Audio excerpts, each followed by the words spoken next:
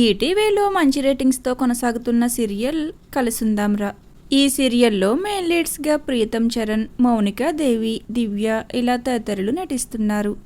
అయితే గుణ క్యారెక్టర్లో main lead అయిన చరిత్ బాలప్ప కొన్ని పర్సనల్ రీజన్స్ కారణంగా ఈ సీరియల్ నుండి తప్పుకోవడంతో తిరిగి గుణ క్యారెక్టర్లో చరిత్ రీ ఎంట్రీ ఇవ్వాలి అంటూ ఆడియన్స్ అంతా తమ ఒపీనియన్స్ను షేర్ చేస్తున్నారు.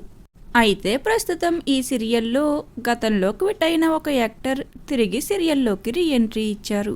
ఇక ప్రస్తుతం ఈ సీరియల్ నుండి తప్పుకుంటున్న యాక్టర్ నవీన్ ధీరజ్ క్యారెక్టర్లో యాక్ట్ చేస్తున్నారు.